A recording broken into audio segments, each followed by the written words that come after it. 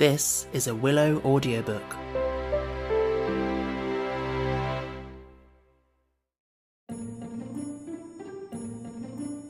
Five Children and It by E. Nesbit.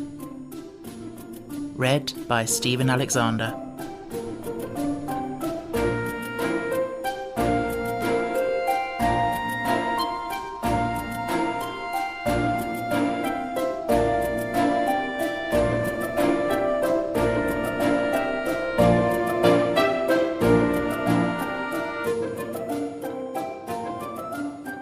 Chapter 2. Golden Guineas. Anthea woke in the morning from a very real sort of dream, in which she was walking in the zoological gardens on a pouring wet day without any umbrella.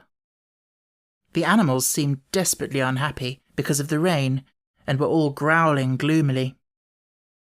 When she awoke, both the growling and the rain went on just the same. The growling was the heavy, regular breathing of her sister Jane, who had a slight cold and was still asleep. The rain fell in slow drops onto Anthea's face from the wet corner of a bath towel which her brother Robert was gently squeezing the water out of to wake her up, as he now explained. "Oh, drop it," she said rather crossly. So he did, for he was not a brutal brother. They're very ingenious in apple pie beds, booby traps, original methods of awakening sleeping relatives, and the other little accomplishments which make home happy. "I had such a funny dream," Anthea began. "So did I," said Jane, wakening suddenly and without warning. "I dreamed we found a sand fairy in the gravel pits, and it said it was a Psammead, and we might have a new wish every day, and—" "But that's what I dreamed," said Robert. "I was just going to tell you. And we had the first wish directly it said so. And I dreamed you girls were donkeys enough to ask for us all to be as beautiful as the day, and we jolly well were, and it was perfectly beastly." "But can different people all dream the same thing?" said Anthea, sitting up in bed. "Because I dreamed all that as well as about the zoo and the rain, and Baby didn't know us in my dream, and the servants shut us out of the house because the radiantness of our beauty was such a complete disguise, and—" The voice of the eldest brother sounded from across the landing. "Come on, Robert," it said. "You'll be late for breakfast again, unless you mean to shirk your bath like you did on Tuesday." "I say, come here a sec," Robert replied. "I didn't shirk it. I had it after brekker in Father's dressing room, because ours was emptied away." Cyril appeared in the doorway, partially clothed. "Look here," said Anthea. "We've all had such an odd dream. We've all dreamed we found a sand fairy." Her voice died away before Cyril's contemptuous glance. "Dream?" he said. "You little sillies. It's true. I tell you it all happened. That's why I'm so keen on being down early. We'll go up there directly after brekker and have another wish. Only we'll make up our minds solid before we go what it is we do want. And no one must ask for anything unless the others agree first.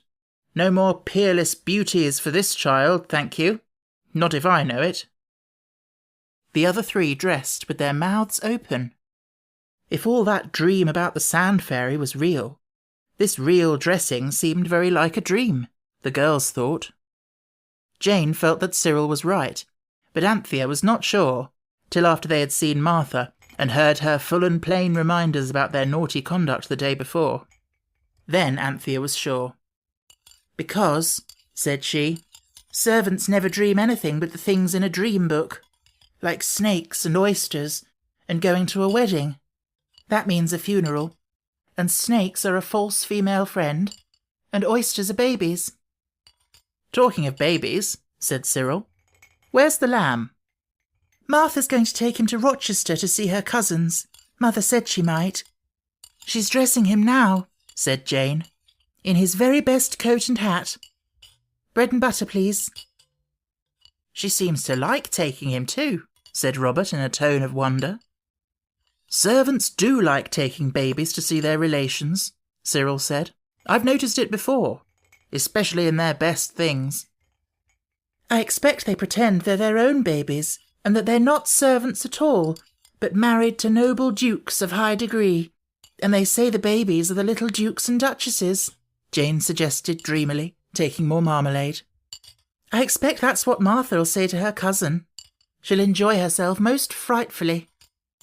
"She won't enjoy herself most frightfully carrying our infant duke to Rochester," said Robert. "Not if she's anything like me, she won't." "Fancy walking to Rochester with the lamb on your back."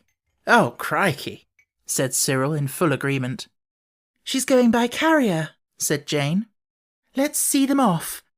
Then we shall have done a polite and kindly act, and we shall be quite sure we've got rid of them for the day." So they did. Martha wore her best Sunday dress of 2 shades of purple, so tight in the chest that it made her stoop, and her blue hat with the pink cornflowers and white ribbon. She had a yellow lace collar with a green bow, and the lamb had indeed his very best cream-coloured silk coat and hat. It was a smart party that the carrier's cart picked up at the crossroads. When its white tilt and red wheels had slowly vanished in a swirl of chalk dust, "And now for the Psammead," said Cyril, and off they went. As they went, they decided on the wish they would ask for. Although they were all in a great hurry, they did not try to climb down the sides of the gravel pit, but went round by the safe lower road, as if they had been carts. They had made a ring of stones round the place where the sand fairy had disappeared, so they easily found the spot. The sun was burning and bright, and the sky was deep blue, without a cloud. The sand was very hot to touch. "Oh, suppose it was only a dream after all," Robert said, as the boys uncovered their spades from the sand heap where they had buried them, and began to dig. "Suppose you were a sensible chap," said Cyril. "One's quite as likely as the other." "Suppose you kept a civil tongue in your head," Robert snapped. "Suppose we girls take a turn," said Jane, laughing. "You boys seem to be getting very warm." "Suppose you don't come shoving your silly oar in," said Robert, who was now warm indeed. "We won't," said Anthea quickly. "Robert dear, don't be so grumpy. We won't say a word. You shall be the one to speak to the fairy and tell him what we've decided to wish for. You'll say it much better than we shall." "Suppose you drop being a little humbug," said Robert, but not crossly. "Look out! Dig with your hands now." So they did, and presently uncovered the spider-shaped, brown, hairy body, long arms and legs, bat's ears and snail's eyes of the sand fairy himself. Everyone drew a deep breath of satisfaction, for now, of course, it couldn't have been a dream. The Psammead sat up and shook the sand out of its fur. "How's your left whisker this morning?" said Anthea politely. "Nothing to boast of," said it. "It had a rather restless night, but thank you for asking." "I say," said Robert, "do you feel up to giving wishes today? Because we very much want an extra one besides the regular one. The extra's a very little one," he added reassuringly. "Humph," said the sand fairy. "Humph! Do you know, until I heard you being disagreeable to each other just above my head, and so loud too, I really quite thought I had dreamed you all. I do have very odd dreams sometimes." "Do you?" Jane hurried to say, so as to get away from the subject of disagreeableness. "I wish," she added politely, "you'd tell us about your dreams. They must be awfully interesting." "Is that the day's wish?" said the sand fairy, yawning.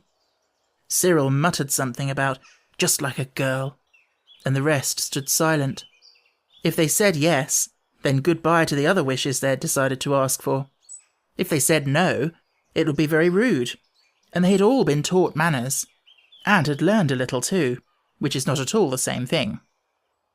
A sigh of relief broke from all lips when the sand fairy said, "If I do, I shan't have strength to give you a second wish. Not even good tempers or common sense or manners or little things like that." "We don't want you to put yourself out at all about these things. We can manage them quite well ourselves," said Cyril eagerly, while the others looked guiltily at each other, and wished the fairy would not keep all on about good tempers, but give them one good rowing if it wanted to, and then have done with it. "Well?" said the Psammead, putting out his long snail's eyes so suddenly that one of them nearly went into the round boy's eye of Robert. "Let's have the little wish first." "We don't want the servants to notice the gifts you give us." "Are kind enough to give us," said Anthea in a whisper. "Are kind enough to give us, I mean," said Robert. The fairy swelled himself out a bit, let his breath go, and said, "I've done that for you. It was quite easy. People don't notice things much anyway. What's the next wish?" "We want," said Robert slowly, "to be rich beyond the dreams of something or other." "Avarice," said Jane. "So it is," said the fairy unexpectedly. "But it won't do you much good. That's one comfort," it muttered to itself. "Come, I can't go beyond dreams, you know. How much do you want, and will you have it in gold or notes?" "Gold, please, and millions of it." "This gravel pit full be enough?" said the fairy in an offhand manner. "Oh, yes." "Then get out before I begin, or you'll be buried alive in it." It made its skinny arms so long and waved them so frighteningly that the children ran as hard as they could towards the road by which carts used to come to the gravel pits. Only Anthea had the presence of mind enough to shout a timid, "Good morning! I hope your whisker will be better tomorrow," as she ran. On the road, they turned and looked back, and they had to shut their eyes and open them very slowly, a little bit at a time, because the sight was too dazzling for their eyes to be able to bear it. It was something like trying to look at the sun at high noon on Midsummer Day.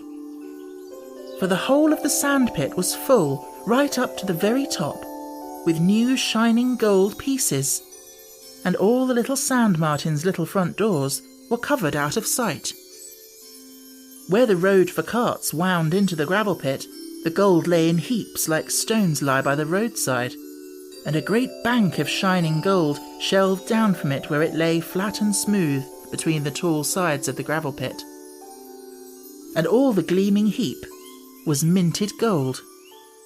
And on the sides and edges of these countless coins, the midday sun shone and sparkled, and glowed and gleamed till the quarry looked like the mouth of a smelting furnace, or one of the fairy halls that you see sometimes in the sky at sunset.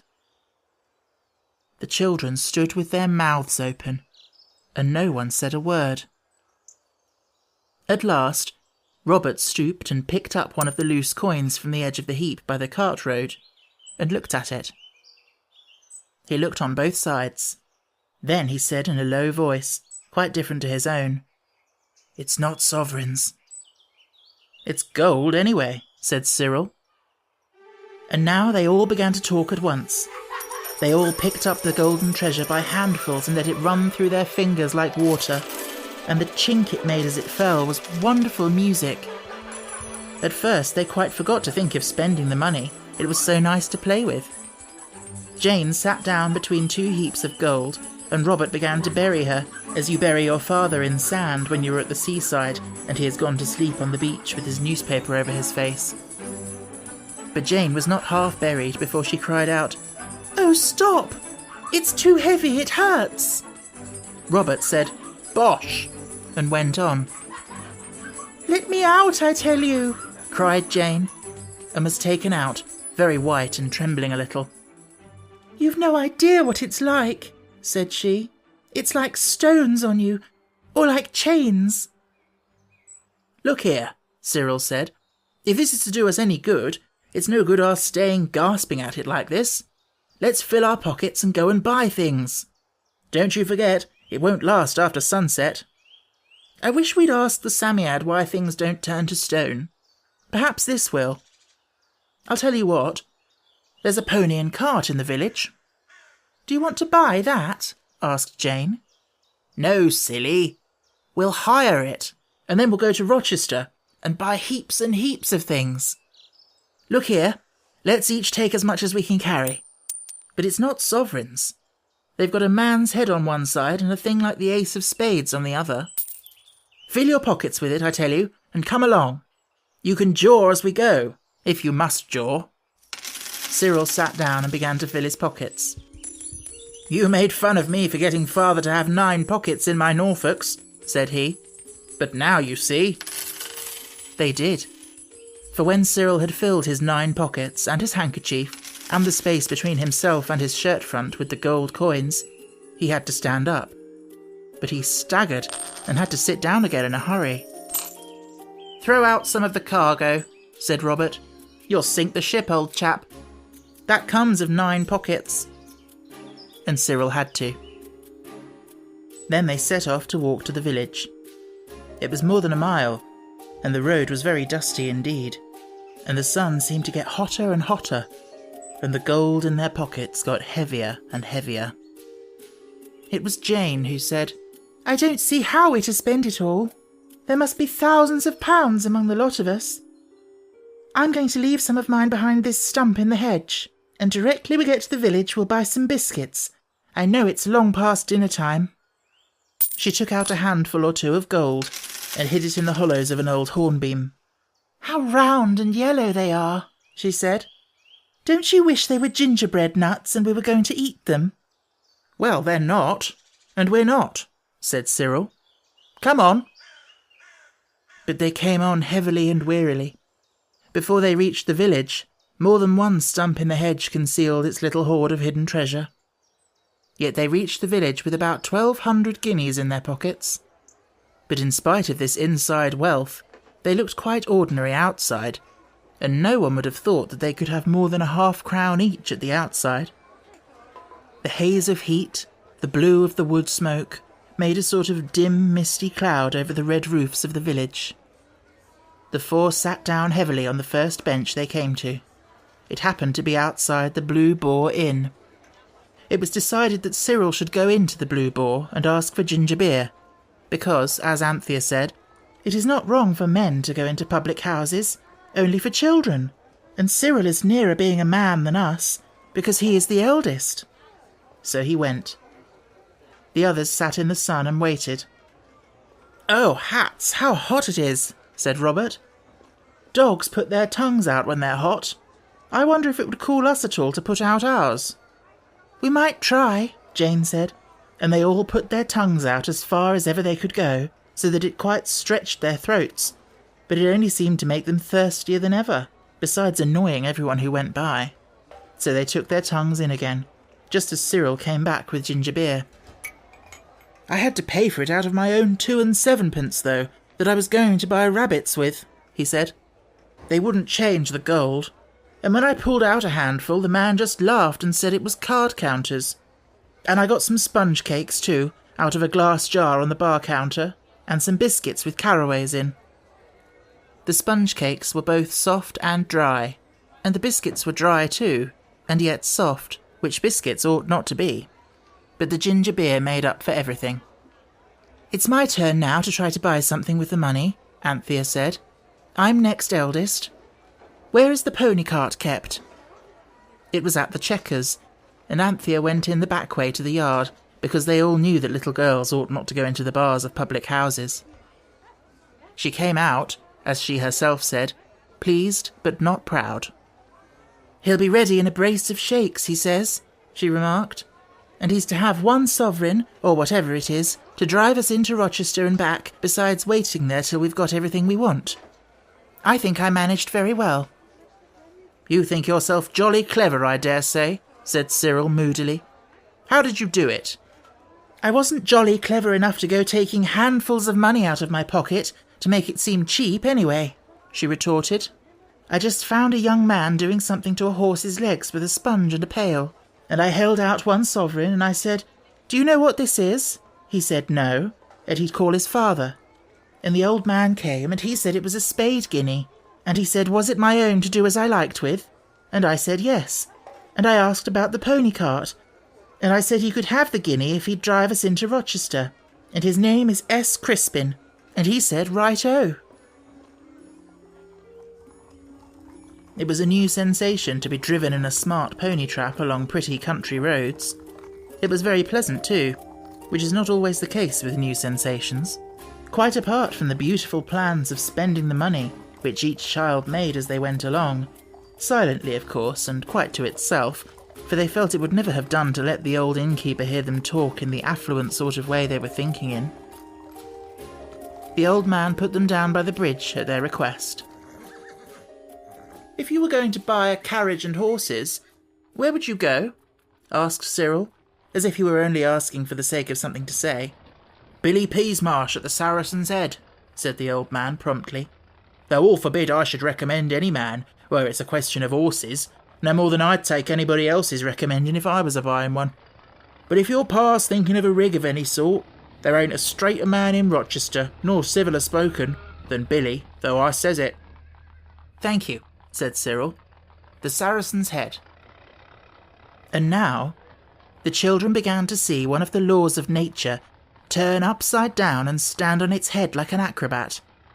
Any grown-up person would tell you that money is hard to get and easy to spend. But the fairy money had been easy to get, and spending it was not only hard, it was almost impossible. The tradespeople of Rochester seemed to shrink to a tradesperson from the glittering fairy gold. Foreign money, they called it for the most part. To begin with, Anthea, who had had the misfortune to sit on her hat earlier in the day, wished to buy another. She chose a very beautiful one, trimmed with pink roses and the blue breasts of peacocks. It was marked in the window, "Paris model, 3 guineas." "I'm glad," she said, "because it says guineas and not sovereigns, which we haven't got." But when she took 3 of the spade guineas in her hand, which was by this time rather dirty, owing to her not having put on gloves before going to the gravel pit, the black silk young lady in the shop looked very hard at her, and went and whispered something to an older and uglier lady, also in black silk, and then they gave her back the money, and said it was not current coin. "It's good money," said Anthea, "and it's my own." "I dare say," said the lady, "but it's not the kind of money that's fashionable now, and we don't care about taking it." "I believe they think we've stolen it," said Anthea, rejoining the others in the street. "If we had gloves, they wouldn't think we were so dishonest. It's my hands being so dirty fills their minds with doubts." So they chose a humble shop, and the girls bought cotton gloves, the kind at 6 3 farthings. But when they offered a guinea, the woman looked at it through her spectacles and said she had no change, so the gloves had to be paid for out of Cyril's 2 7 that he meant to buy rabbits with. And so had the green imitation crocodile skin purse at 19 halfpenny, which had been bought at the same time. They tried several more shops, the kinds where you buy toys and scent and silk handkerchiefs and books and fancy boxes of stationery and photographs of objects of interest in the vicinity. But nobody cared to change a guinea that day in Rochester. And as they went from shop to shop, they got dirtier and dirtier, and their hair got more and more untidy, and Jane slipped and fell down on a part of the road where a water cart had just gone by. Also they got very hungry, but they found no one would give them anything to eat for their guineas.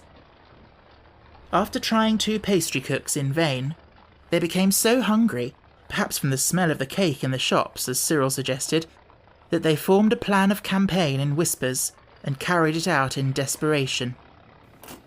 They marched into a 3rd pastry cook's, Beale his name was, and before the people behind the counter could interfere, each child had seized 3 new penny buns, clapped the 3 together between its dirty hands, and taken a big bite out of the triple sandwich. Then they stood at bay, with the 12 buns in their hands and their mouths very full indeed. The shocked pastry cook bounded round the corner. "Here," said Cyril, speaking as distinctly as he could, and holding out the guinea he got ready before entering the shops. "Pay yourself out of that." Mr. Beale snatched the coin, bit it, and put it in his pocket. "Off you go," he said, brief and stern like the man in the song. "But the change," said Anthea, who had a saving mind. "Change," said the man. "I'll change you. Out you goes, and you may think yourselves lucky I don't send for the police to find out where you got it." In the castle gardens, the millionaires finished the buns, and though the curranty softness of these were delicious, and acted like a charm in raising the spirits of the party, yet even the stoutest heart quailed at the thought of venturing to sound Mr. Billy Peasmarsh at the Saracen's Head on the subject of a horse and carriage. The boys would have given up the idea, but Jane was always a hopeful child, and Anthea generally an obstinate one, and their earnestness prevailed. The whole party, by this time indescribably dirty, therefore betook itself to the Saracen's Head. The yard method of attack having been successful at the Chequers, was tried again here. Mr. Peasmarsh was in the yard, and Robert opened the business in these terms. "They tell me you have a lot of horses and carriages to sell." It had been agreed that Robert should be spokesman, because in books it is always gentlemen who buy horses and not ladies, and Cyril had had his go at the Blue Boar. "They tell you true, young man," said Mr. Peasmarsh. He was a long, lean man, with very blue eyes and a tight mouth and narrow lips. "We should like to buy some, please," said Robert politely. "I dare say you would." "Will you show us a few, please, to choose from?" "Who are you a-kidding of?" inquired Mr. Billy Peasmarsh. "Was you sent here of a message?" "I tell you," said Robert, "we want to buy some horses and carriages, and a man told us you were straight and civil-spoken, but I shouldn't wonder if he was mistaken." "Upon my sacred," said Mr. Peasmarsh, "shall I trot the old stable out for your honour's worship to see? Or shall I send round to the bishop's to see if he's a nag or two to dispose of?" "Please do," said Robert. "If it's not too much trouble, it will be very kind of you." Mr. Peasmarsh put his hands in his pockets and laughed, and they did not like the way he did it. Then he shouted, "Willum!" A stooping ostler appeared in a stable door. "Here, Willum, come and look at this here young duke. Wants to buy the old stud lock, stock and barrel, and ain't got twopence in his pocket to bless hisself with, I'll go bail." Willum's eyes followed his master's pointing thumb with contemptuous interest. "Do he for sure?" he said. But Robert spoke, though both the girls were now pulling at his jacket and begging him to come along. He spoke, and he was very angry. He said, "I'm not a young duke, and I never pretended to be. And as for twopence, what do you call this?" And before the others could stop him, he had pulled out 2 fat handfuls of shining guineas and held them out for Mr. Peasmarsh to look at. He did look. He snatched one up in his finger and thumb. He bit it, and Jane expected him to say, "The best horse in my stables is at your service." But the others knew better. Still, it was a blow, even to the most desponding, when he said shortly, "Willum, shut the yard doors." And Willum grinned and went to shut them.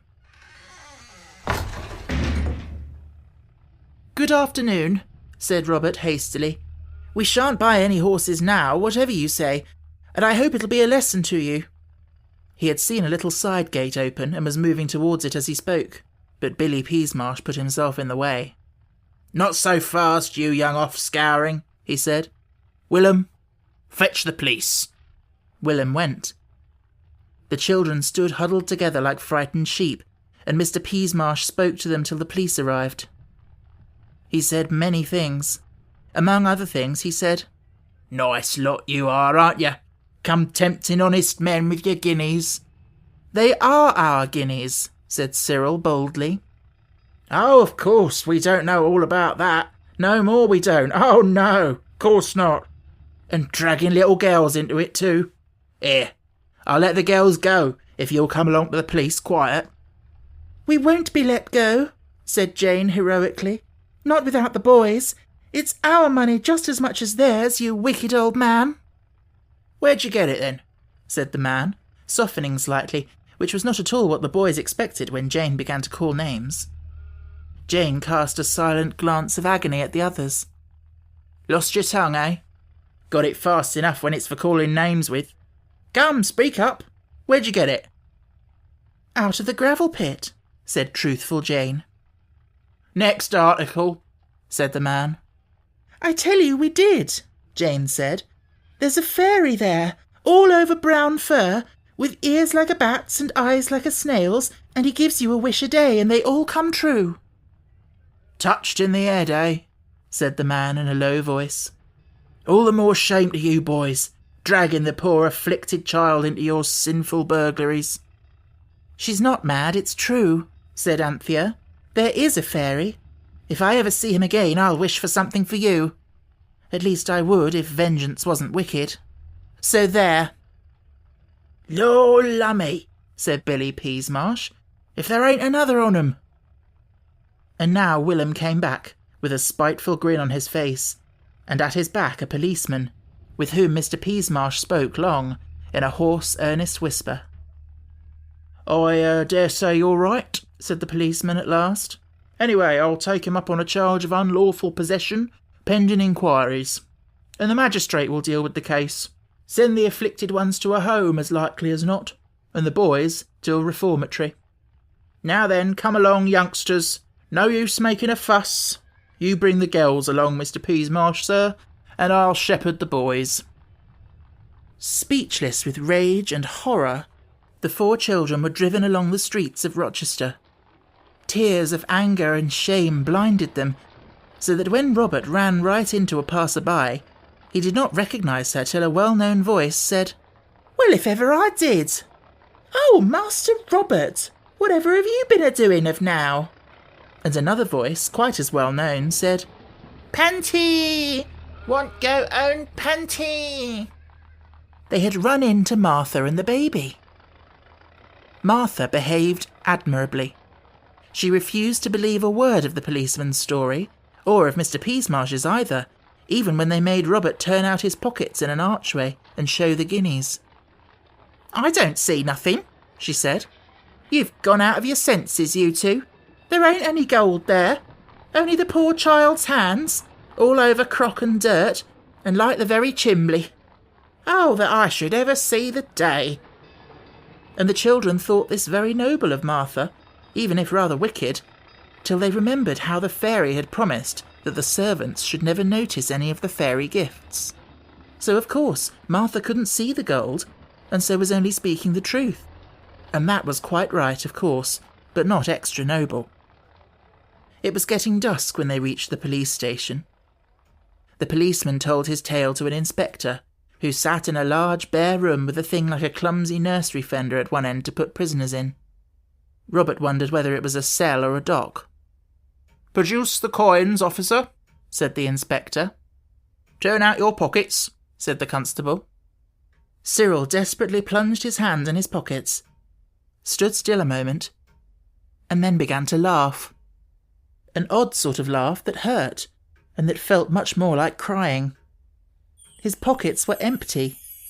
So were the pockets of the others. For, of course, at sunset, all the fairy gold had vanished away.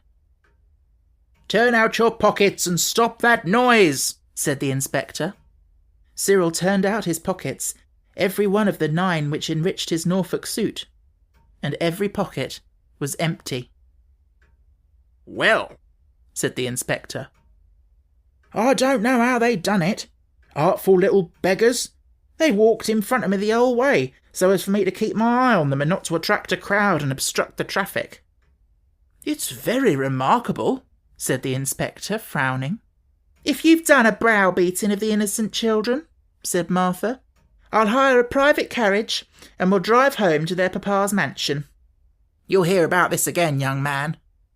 "I told you they hadn't got any gold when you were pretending to see it in their poor helpless hands. It's early in the day for a constable on duty not to be able to trust his own eyes. As to the other one, the less said the better. He keeps the Saracen's Head, and he knows best what his liquor's like." "Take them away, for goodness sake," said the inspector crossly. But as they left the police station, he said, "Now then," to the policeman and Mr. Peasmarsh, and he said it 20 times as crossly as he had spoken to Martha. Martha was as good as her word. She took them home in a very grand carriage, because the carrier's cart was gone. And though she had stood by them so nobly with the police, she was so angry with them as soon as they were alone, for traipsing into Rochester by themselves, that none of them dared to mention the old man with the pony cart from the village who was waiting for them in Rochester. And so, after one day of boundless wealth, the children found themselves sent to bed in deep disgrace, and only enriched by 2 pairs of cotton gloves, dirty inside because of the state of the hands they had been put on to cover, an imitation crocodile skin purse, and 12 penny buns, long since digested. The thing that troubled them most was the fear that the old gentleman's guinea might have disappeared at sunset with all the rest, so they went down to the village next day to apologise for not meeting him in Rochester, and to see. They found him very friendly. The guinea had not disappeared, and he had bored a hole in it and hung it on his watch chain. As for the guinea the baker took, the children felt they could not care whether it had vanished or not, which was not perhaps very honest, but on the other hand not wholly unnatural. But afterwards this preyed on Anthea's mind, and at last she secretly sent 12 postage stamps by post to Mr. Beale, Baker, Rochester. Inside she wrote, "To pay for the buns." I hope the guinea did disappear, for that pastry cook was really not at all a nice man. And besides, penny buns are 7 for 6pence, in all really respectable shops.